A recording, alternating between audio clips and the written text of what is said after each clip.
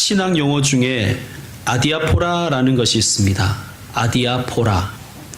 직역하면 구별할 수 없는 이라는 뜻입니다. 진리가 아닌 것, 복음과 관계없는 문제는 무엇이 옳고 무엇이 그르다고 구별할 수 없다는 뜻입니다. 즉, 이렇게 해석해도 되고 저렇게 해석해도 되는 것이 아디아포라입니다. 미국의 어떤 이민교회는 이 강단의 카펫 색깔을 빨간색으로 할 것인가 파란색으로 할 것인가로 처음엔 토론하다가 다음에는 싸우게 되고 결국에는 교회가 분열되었다는 이야기를 언젠가 드린 적이 있습니다. 카펫 색깔, 이런 것이 아디아포라입니다. 진리와 상관이 없습니다. 관용해야 하는 것이죠. 비본질에 대해서 우리가 관용하기 위해서는 나는 언제나 옳다라는 생각을 내려놓아야 됩니다. 제게 이런 적이 있었습니다. 마트에서 주차를 하려고 하는데 앞차가 제 쪽으로 슬금슬금 다가오는 거예요. 깜짝 놀라가지고 클락션을 막 울렸습니다. 그런데 가만히 보니까 그 차가 오는 게 아니라 제 차가 슬금슬금 가고 있더라고요. 여러분, 이런 경험들이 여러분에게도 한 번쯤은 있으셨을 것입니다. 우리가 그럴 수 있습니다. 정작 자신의 모습은 보지 못하면서 끊임없이 나 중심적으로 남을 판단하고 비판하는 모습이 우리에게 있습니다. 비본질에는 유연하고 관용적인 자세가 우리에게 필요합니다. 누군가 막 소리를 지르며 눈물을 흘리면서 기도하면 저 사람 참 유별나게도 기도하네 라고 그렇게 폄하하면서 내가 그렇게 기도하면 간절한 기도라고 얘기합니다. 다른 사람이 주님 주시옵소서 주시옵소서 이렇게 기도하면 기복적인 신앙이라고 그렇게 이야기하면서 내가 그렇게 주시옵소서라고 하면 믿음이라고 이야기합니다. 여러분, 우리는 다 부족하고 연약한 존재입니다. 서로를 정죄하고 판단할 자격이 우리에게는 없습니다. 절대자이신 하나님 외에는 그 누구도 함부로 판단하거나 함부로 평가해서는 안 될 것입니다. 본질에는 일치해야 하지만 비본질에는 관용하고 모든 일은 사랑으로 진행해야 될 것입니다. 오늘 말씀에는 초대교회가 비본질적인 것에 대해서 어떠한 태도를 가지고 있었는지, 어떻게 대처했는지를 우리에게 말씀하고 있습니다. 바울이 이제 3차까지의 선교 여행을 끝내고 예루살렘에 왔습니다. 예루살렘에 와서 야고보와 장로들을 찾아갔습니다. 근데 교회 지도자를 찾아갔다는 것이죠. 당시에 예루살렘 교회의 담임 목사는 야고보, 예수님의 동생 야고보였습니다. 야고보 사도에게 가서 그동안에 있었던 자신의 모든 사역, 선교 사역을 다 보고합니다. 이 보고를 듣고 교회의 사도들과 장로들이 기쁨으로 받고 하나님께 영광을 돌려드렸습니다. 그런데 동시에 우려를 표합니다. 그 우려가 20절에 나와요. 우리 20절을 다시 한번 같이 읽어봅시다. 시작. 그들이 듣고 하나님께 영광을 돌리고 바울더러 이르되 형제여 그대도 보는 바에 유대인 중에 믿는 자 수만 명이 있으니 다 율법의 열성을 가진 자라. 아멘. 예루살렘 교회에는 예수님을 믿는 유대인들, 그러니까 유대인들도 예수님을 믿었고 이방인들도 예수님을 믿었는데 유대인 중에서 예수님을 믿는 자들이 수만 명이 있었다는 거예요. 그런데 그들이 모두 율법에 대해서 열성을 가진 사람들이었다는 거예요. 이 말은 뭐냐? 율법에 대해서 열성을 가졌다는 것은 율법을 열심히 그리고 철저하게 지켰다는 얘기입니다. 자, 21절 같이 읽겠습니다. 시작. 내가 이방에 있는 모든 유대인을 가르치되 모세를 배반하고 아들들에게 할례를 행하지 말고 또 관습을 지키지 말라 한다함을 그들이 들었도다. 이런 거예요. 바울, 당신에 대해서 안 좋은 소문이 있어. 당신이 모세를 배반하고, 여기서 모세는 율법을 의미합니다. 당신이 율법을 배반하고 할례를 금하고 관습을 지키지 말라고 가르친다고 이 사람들이 오해하고 있어. 라고 이야기해 줍니다. 율법에는 여러분 크게 두 줄기가 있어요.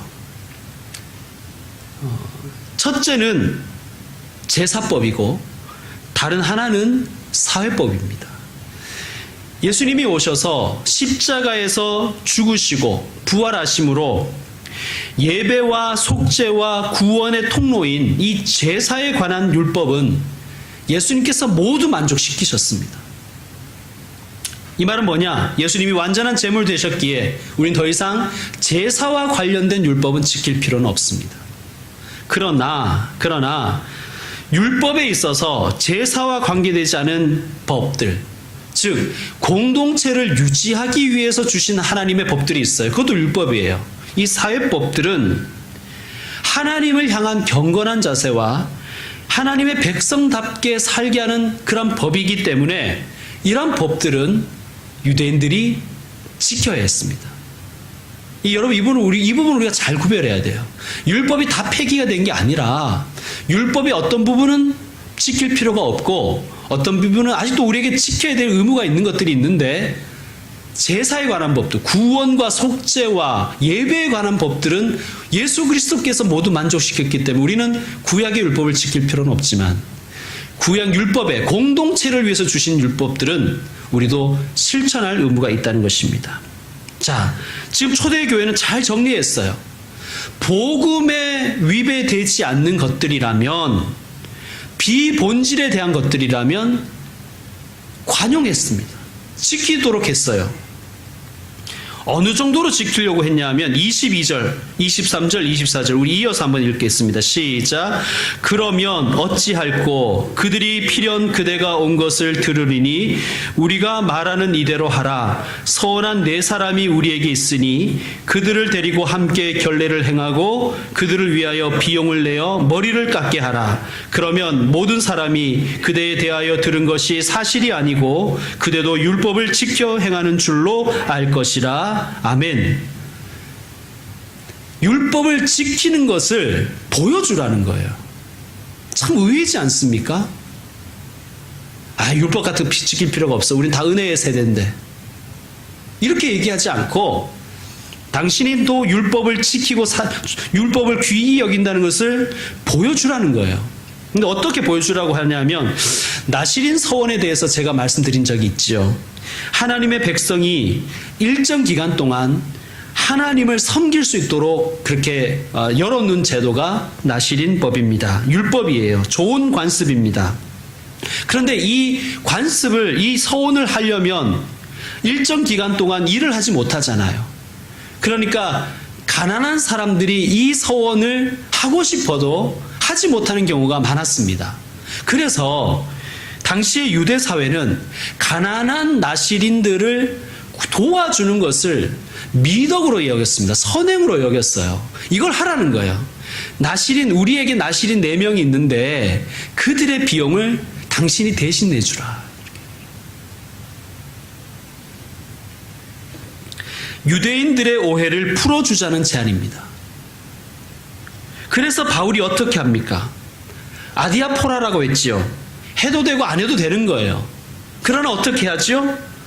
쓸데없는 거 얘기하지 말라고 이렇게 얘기하지 않고, 그가 26절 함께 읽겠습니다. 시작. 바울이 이 사람들을 데리고 이튿날 그들과 함께 결례를 행하고 성전에 들어가서 각 사람을 위하여 제사 드릴 때까지의 결례 기간이 만기된 것을 신고하니라. 아멘. 바울이 수용합니다. 사도들의 제안을 수용해요. 비본질에 대한 관용의 마음이 바울에게 있었습니다. 유대인들의 문화를 존중했습니다. 또 하나, 초대교회는 유대인만 있다고 있는 것이 아니지요. 이방인들도 있었습니다. 이방인 신자들도 있었습니다. 자, 이방인들에 대해서는 어떻게 했는가? 25절 같이 읽겠습니다. 시작. 주를 믿는 이방인에게는 우리가 우상의 제물과 피와 목매어 죽인 것과 음행을 피할 것을 결의하고 편지하였느니라 하니. 아멘. 이방인들은 율법을 지킬 필요가 없잖아요. 그들은 그게 문화가 아니니까. 그러니까 어떻게 했는가? 우상숭배와 잔인한 행동과 성적 타락을 제외하고는 이방인에게 율법에 대한 자유를 누리게 했습니다. 역시 이방인들의 문화도 존중했다는 거예요. 단 그들의 복음의 삶에 위배되지 않는다면, 본질에는 일치, 비본질에는 관용, 모든 일에는 사랑이라는 그 라틴 격언처럼 초대교회는 복음이 훼손되지 않는다면 비본질에 대해서 수용하고 관용하는 마음이 있었다는 거예요. 성도 여러분, 우리에게도 관용이 있어야 됩니다. 이런 사람도 있고 저런 사람도 있어요. 사람이 잘 변하지 않아요. 그죠? 사람이 잘 변하지 않는 것처럼 한 사회의 문화도 잘 쉽게 변하진 않습니다. 얼마 전에 제가 말모이라는 영화를 보았습니다. 여러분 한번 보시면 좋습니다. 내용은 얘기드리지 않겠습니다. 스포가 될까봐. 여러분 우리가 일제 강점기가 35년이었잖아요. 그 짧은 기간 동안 점령을 당했는데 지금도 일제의 잔재가 우리에게 남아있잖아요. 마찬가지로 수천 년을 그들의 율법 중심의 문화로 살아온 이들에게 복음과 관련이 없다면 관용하고 수용하는 태도를 가지는 것이 초대교회가 가진 자세였습니다. 여러분 우리도 마찬가지예요. 유연해야 됩니다. 제가 어렸을 때 중고등부 다닐 때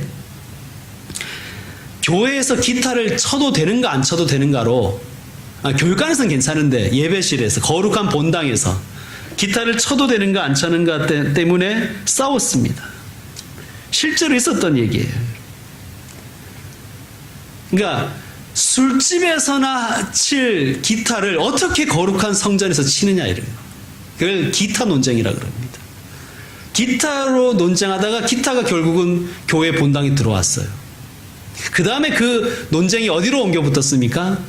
드럼 논쟁으로 옮겨 붙은 거예요. 교회에서 드럼을 쳐도 되는가 안 쳐도 되는가. 우리 교회는 드럼이 없죠. 비거룩해서 놔둔 게 아니라, 안 둔 게 아니라 칠 사람이 없어서 안 둔 거예요. 원래 이 기타나 드럼은 술집에 있었죠. 사롱이 있었습니다. 이 사롱에 있던 이 경건하지 못한 도구들이 어떻게 거룩한 성전에 들어올 수 있느냐, 그 논쟁 때문에 꽤 오랫동안 싸웠습니다. 여러분, 그런데 기타와 드럼 논쟁이 있기 전에 피아노 논쟁이 있었던 거 혹시 아십니까? 피아노 논쟁. 원래 그 옛날에는 이렇게 풍금을 쳤죠. 풍금. 그죠? 풍금을 쳤습니다. 왜 그랬냐면 한국교회가 가난해서 그래요. 가난해서 그랬었습니다. 풍금이 제일 쌌거든요. 그래서 교회가 조금 부유해지면서 그때부터 뭘 놨느냐? 전자 오르간. 그리고 좀 잘 사는 교회는 파이프 오르간을 놓았습니다. 원래 기독교 예배에서의 정답은 오르간이에요. 오르간. 그런데 이 피아노가 교회에 들어온 게 미국 교회에서부터 들어왔어요. 왜 그럴까요? 왜 그랬을까요? 피아노가 오르간보다는 싸고 많은 사람이 칠 수 있는 대중적인 악기였기 때문에 그렇습니다. 그런데 미국 교회사를 공부해보면 피아노 논쟁이 있었어요. 왜 그러냐면 피아노가 이게 사롱에 있던 거거든요. 이게 술집에 술 한잔 먹고 막 치던 그런 게 피아노였어요. 그리고 여러분 이 피아노 다리를 보면 이게 늘씬하잖아요. 이게 여자 다리를 상징해요. 그래서 미국 교회가 피아노 논쟁을 하면서 어떻게 이렇게 타협을 했냐면 카바를 씌우는 조건으로 교회에 들어오는 것으로 그렇게 합의를 본 거예요. 여러분 교회사를 공부해보면요, 참 재밌는 게 많습니다. 여러분 사실 우리도 이거 카바 씌워야 되는 거예요. 이게 여자 다리를 상징한다니까요. 이쁘잖아요. 싹 내려온 게. 제가 무슨 말씀을 드리려고 하는가? 악기, 아디아포라라는 거.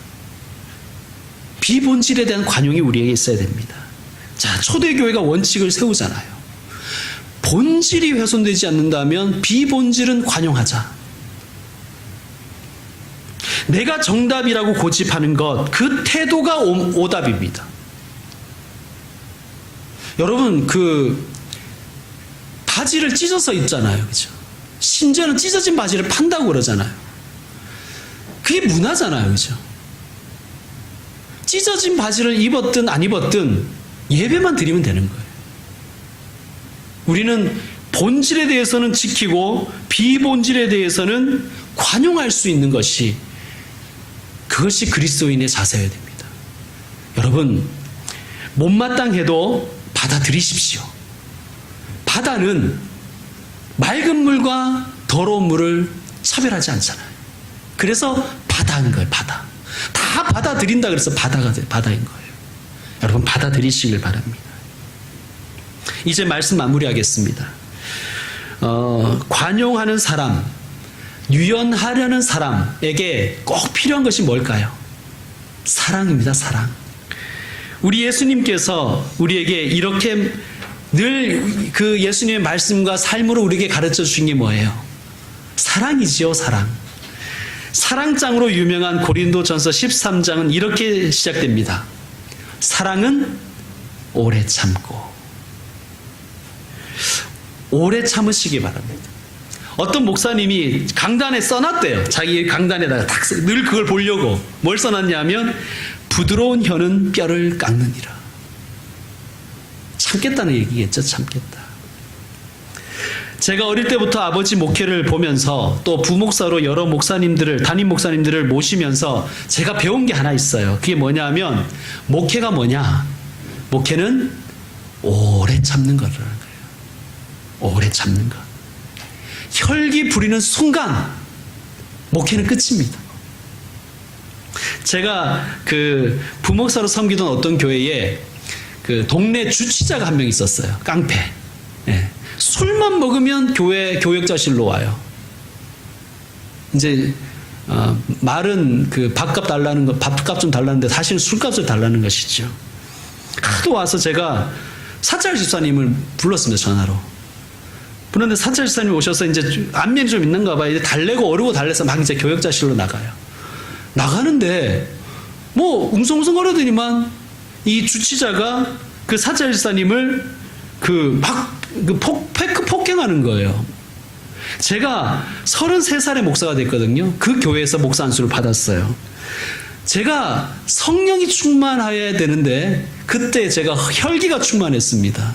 그래서 참지를 못하고 달려나가서 그 사람을 때려 눕혀서 목을 발로 콱 밟았습니다.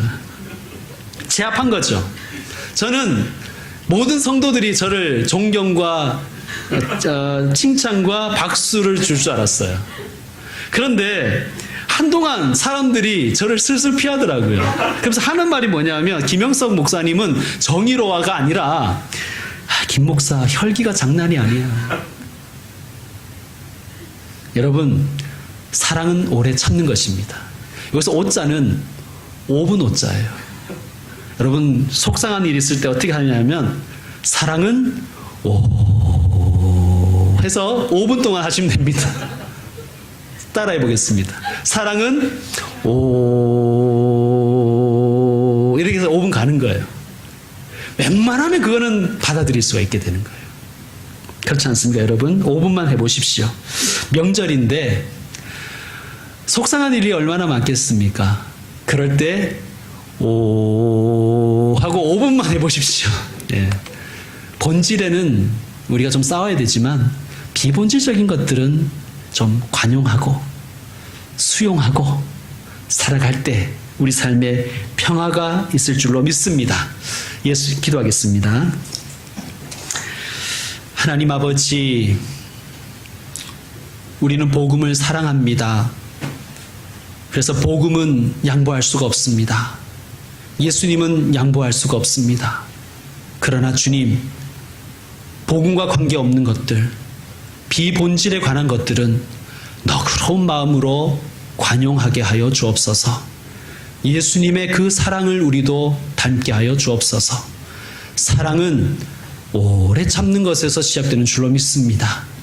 주님, 저에게 예수님의 성품을 닮아가게 하여 주옵소서. 예수님의 이름으로 기도드립니다. 아멘. 주신 말씀을 기억하며 결단의 찬양을 드리겠습니다. 452장. 우리 일어나서 찬양 드립시다.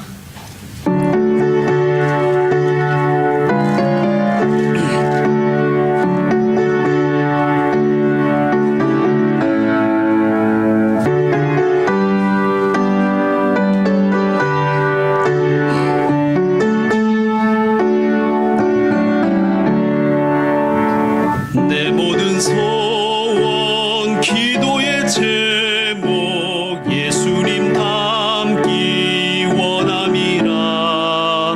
예수님 형상 나 입기 위해 세상의 모화 아끼잖네. 예수님 닮기 내가 원하네. 날 구원하신 예수님을 내 마음속에 지금 거둬사 주님의 형상 인치소서. 무한한 사랑 풍성한 긍휼 슬픈 자 위로 하시는 주. 길 잃은 죄인 부르는 예수 그 형상 담게 하옵소서. 예수님 닮기 내가 원하네.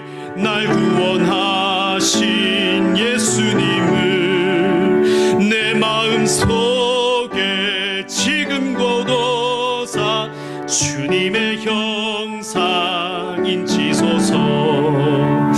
겸손한 예수 거룩한 주님 원수의 멸시 참으시사 우리를 위해 고난을 받은 구주를 담게 하옵소서.